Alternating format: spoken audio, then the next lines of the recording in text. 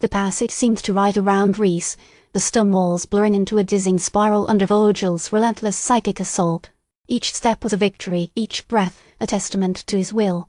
He hadn't realized the mountain itself was fighting alongside him, a subtle bolstering of his resolve. It was a shared burden, a silent pact formed between man and stone. He stumbled back into the circular chamber, the obsidian pool reflecting the violet light in fractured patterns. Vogel's laughter echoed in his mind, a rasping mockery of his efforts. Sentimentality will be your downfall, little Rhys. You cling to notions of compassion that have no place in this world. Rhys ignored him, focusing on the pedestal. The carved box sat upon it, unassuming yet radiating a palpable energy. He reached for it, his fingers brushing against the cool, smooth surface.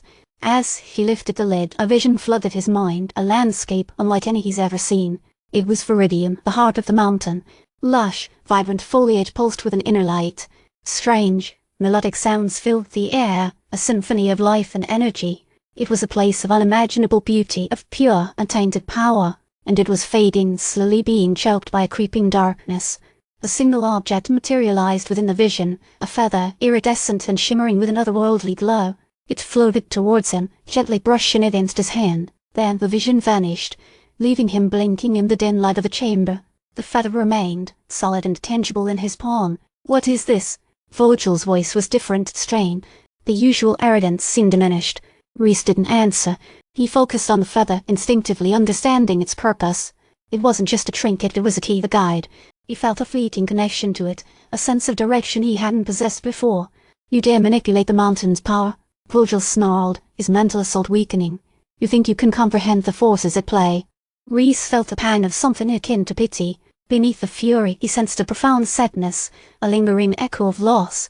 It was a brief, fleeting glimpse, but it was enough to give him a moment of clarity.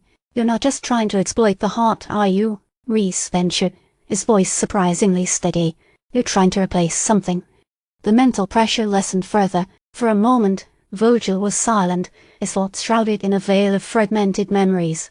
Rhys saw flashes of a vibrant landscape, a loving face, a devastating loss.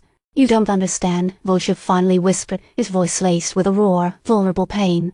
"They were taken from me, and I will restore what was lost, no matter the cost." Rhys understood then.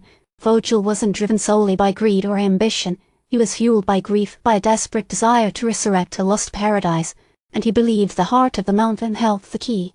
But Rhys also knew that Vogel's methods were destructive, that his ambition would ultimately lead to the mountain's demise. He had to find a way to sever Vogel's connection permanently, to heal the wounds he inflicted.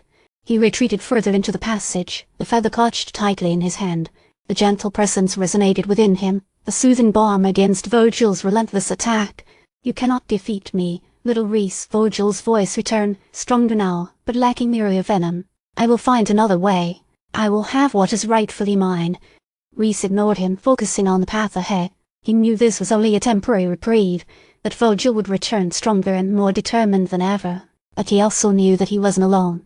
He had a mountain, the feather, and a glimmer of hope. His journey was far from over. He had to understand the heart, not just as a source of power, but as a living entity, a repository of ancient wisdom, and he had to find a way to heal the wounds Vogel had inflicted, to restore balance to the mountain. He had to save Amelia,